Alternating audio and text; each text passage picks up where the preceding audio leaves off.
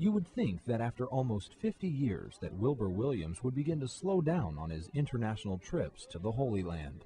But this noted professor and archaeologist still keeps his tour groups racing to keep up. Okay, follow me. Let's go straight to the church. We'll come back here later. We joined Wilbur on a recent trip, his 127th trip to be exact, and found that these are so much more than a vacation. As I stood here, I was so disappointed in tours that I had that I made God a promise. As I looked at the wall, I will not bring people here for tours. I will bring people here for spiritual odyssey so that they will be so inspired they will never read the Bible the same way again.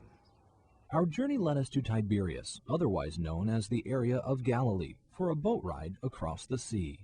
But this is so special because we are here where the boat was found that is a replica of the one time Jesus used. And also, when we go to the left, it's difficult to see it in the haze, but we can see the Mount of Beatitudes. And on the shoreline, there is the traditional site of where the loaves of bread and the fish were fed to the 5,000. We've now traveled out of Israel across the border into Jordan. Right now I'm standing on top of Mount Nebo where Williams has led his group. It is believed that this is where Moses looked out to see the Promised Land. We are sure this is the place that Moses viewed the Holy Land as a kind of vital act of his life.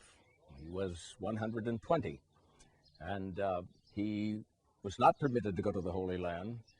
The primary reason was that he had exceeded God's command. When they needed water, God told him to speak to the rock, but instead in anger, perhaps he had every right to be angry, but in anger he smote the rock. And the explicit reason as to why he was not permitted to go to the Holy Land was that he had exceeded the command of God. After returning to Israel, we journeyed to Christ's birthplace, Bethlehem, now partially under Palestinian control and surrounded by a 30-foot anti-terror wall. Now, you will see inside a hole in the floor where there is rose oil, a multi-pointed star. That is the place where Jesus was delivered from Mary. Then across to the left and down a couple of steps is the stable where he was placed, the manger where he was placed. After so many trips, Wilbur's insights are still as poignant as ever, and his sense of humor still the same. Hello, hello, hello. Too bad you can't be with me. I would let you ride with me on this Holy Land Cadillac taxi. There are many other highlights to these spiritual odysseys as well. A swim in the Dead Sea, a baptism in the Jordan River, the Wailing Wall, Old Jerusalem, and the Valley of Elah, where David slew Goliath. The Hebrews and Saul descended into the Valley of Elah, and they encountered Goliath from the other side. Nobody wanted to fight him. David came down into the valley and walked towards him, and the killing of Goliath was in this Valley of Elah. Behind me is the city of Jerusalem. This is probably the richest place in the world in terms of biblical history. It's here where Wilbur Williams made his commitment to lead spiritual odysseys into the Holy Land. It's here that we find the devotion of a remarkable man, devotion to his family, devotion to his students, and most importantly, devotion to his Lord.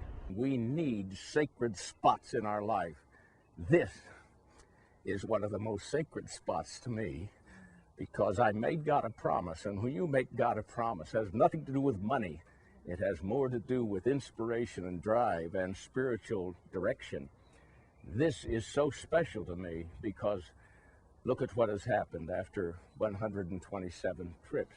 Wilbur's strength comes from the support of his wife Ardelia, who often travels alongside him, and from the Lord, who has never forgotten him. His commitment almost 50 years ago has led to thousands being blessed, and today Wilbur encourages others to find God, as he did so many years ago. If it hasn't happened to you yet, it won't if you don't look for it. We get what we look for, we lose what we could have but don't look for.